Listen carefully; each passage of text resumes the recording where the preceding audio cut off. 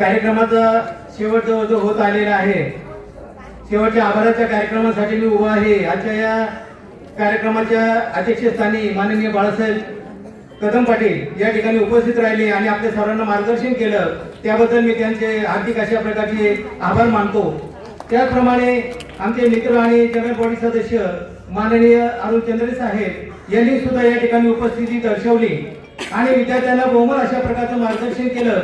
रवंद्याचा विद्यार्थी पुढे कसा जाईल अशा प्रकारची त्यांनी आपल्याला चांगल्या प्रकारची प्रेरणा या माध्यमातून दिलेली आहे। त्याचप्रमाणे कर्मवीर जे आहे त्या कर्मवीरांच्या विचारांची वाटचाल आपण त्या ठिकाणी घेऊन गेलं पाहिजे असे त्यांनी या ठिकाणी सांगितलं। हा जो समाज आहे, हा समाज जाती धर्मामध्ये त्या ठिकाणी वाटला जाऊ नये अशाही प्रकारची अपेक्षा त्यांनी या ठिकाणी व्यक्त केली, त्याबद्दल त्यांचे मी या ठिकाणी आभार मानतो।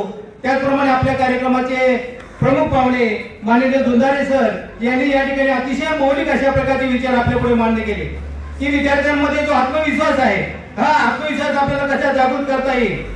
काही परिस्थिती नसताना इतके मोठे लोक त्या ठिकाणी झाले, मग आपल्याला का होता येऊ नये अशा प्रकारची अपेक्षा त्यांनी आपल्याकडून व्यक्त केली। एक मोठं तडकदार अशा प्रकारचं भाषण, एक बहुमोल अशा प्रकारचं मार्गदर्शन त्यांनी आपल्या विद्यार्थ्यांना त्या ठिकाणी केलेलं आहे, त्याबद्दल त्यांचे मी या ठिकाणी आभार मानतो।